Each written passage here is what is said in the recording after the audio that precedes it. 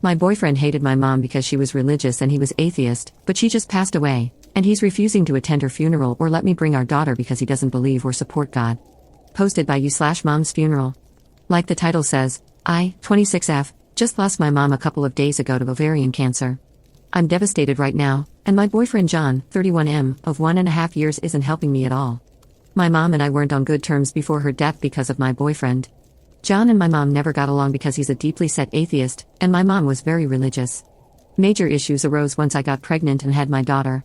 My mom pressed for me to have my baby baptized into the church, which I wanted to do, but John was dead set against it.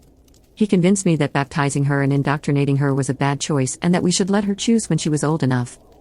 I agreed. My mom didn't take this well at all, and after many angry and hurtful arguments, she cut off contact with me. Not having my mom with me during my pregnancy or my baby's birth took a big emotional toll on me, but John insisted it was for the best, and that he didn't want my mom near my daughter at all, saying that my mom was evil for hurting me. At the time, I was angry, so I agreed. I found out my mom was sick with ovarian cancer a month ago when she called me and wanted to talk. I was horrified, and all the bullcrap kind of just fell away. I tried to make the best of my time with her, brought my daughter to meet her grandma, and tried to build good memories with her. I'm happy to say we reconciled, and my mom and I made our peace with each other before she died. I don't want to trash my boyfriend, but John has been a pain in the effing rear since I found out my mom was sick. He said she deserved it but quickly backed down when he saw how angry that made me. He refused to go with me to visit or help care for my mom. He didn't even really want to listen to me talk about how happy I was to reconnect with her. All he did was remind me that my mom had hurt me and that I shouldn't have any contact with her, insisting she didn't deserve for me to speak to her.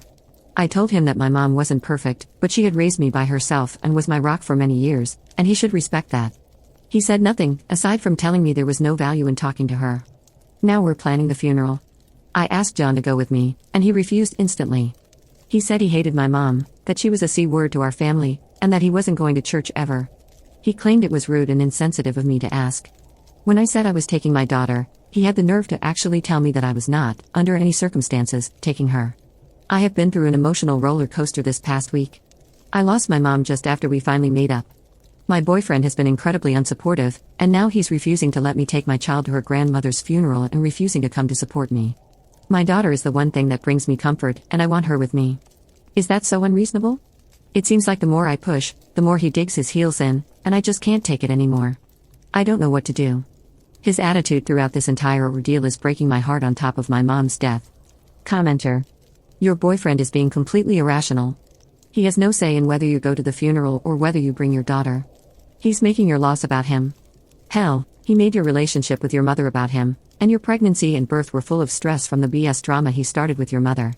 Go to the funeral and bring your daughter. You deserve to say goodbye to your mother, no matter how tumultuous your relationship had been. I'm so sorry for your loss. Ops response. I don't know if it's because I'm so upset, but I'm starting to see that too. It's always been about him. He's never accepted my wants and has instead insisted on a compromise that favored him. My mom actually cut me off when I said that we decided not to baptize my daughter. I tried for weeks and months to reach out to her and even texted and called when the baby arrived but got no response. I really wish I had tried harder, like gone to the house and knocked or even tried to run into her and talk to her. I was really hurt by what my mom did, and I let John talk me into thinking that my mom really was this mean, vindictive person for cutting me out of her life. Trust me when I say I regret it with all my heart now. Update 4 days later. Thanks to everyone who sent me condolences about my mom. It's been really hard these past several days, but I've been hanging in there. I tried being reasonable with John about how he wanted to handle things. I even told him, as one poster here suggested, that he didn't have to attend the service and could wait in the lobby with my daughter while the service was ongoing. Then, she could spend time with my family afterward. But he shot that down again. He said he would be able to hear the service, and that was a violation of his beliefs, and asking him to compromise on those beliefs was unconscionable and unfair to our daughter. I told him I had had it. This was the icing on a very large cake.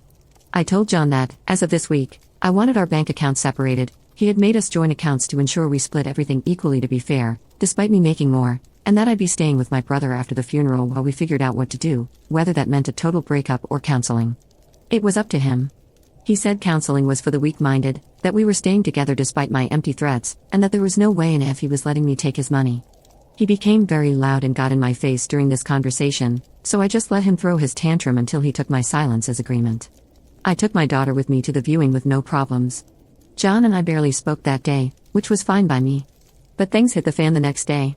When I got up in the morning to get myself and my daughter ready, I discovered he had the mother effing gall to park his car directly behind mine, blocking me into the driveway. I had no way to get to the funeral in my own car. John always drives to work, but for reasons I can only imagine were to get back at me, he decided to take the metro and took the baby carriage, bottles, and my pump with him. My brother and I have our differences. In fact, we hadn't talked much since my mom and I were estranged. We started talking again after she got sick, but he'll forever be a saint to me for what he did. I called him crying, and he and my sister-in-law arrived within 20 minutes. My sister-in-law calmed me down and helped me get my daughter ready. They even brought spare bottles, a carrier, and a pump. Thanks to them, I was able to attend my mom's funeral in comfort, and my daughter was an angel during the service. My brother and sister-in-law calmed me down, and everything went perfectly. Even though I was a mess most of the day, having my daughter with me, along with my sister-in-law and even my brother to lean on, gave me some peace inside.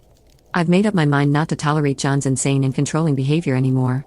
He had a litany of excuses for what he did. He even tried to claim his car had problems, and I don't want to hear any of them. I never wanted to be a single mom. I always wanted to raise my baby within a family. But I've decided that going it alone is so much better than doing it with this man, who thought nothing of trying to kick me while I was down. My brother has arranged for me to talk to a friend of his who specializes in family law this week, and we're taking it from there. I still feel so guilty about what happened with my mom. I miss her so much. I hope that from here on out, I can make her proud of me, despite my mistakes. Up in the comments. For everyone who's worried, he didn't get his hands on my money. I went straight to the bank and took the amount of my last check out of the account.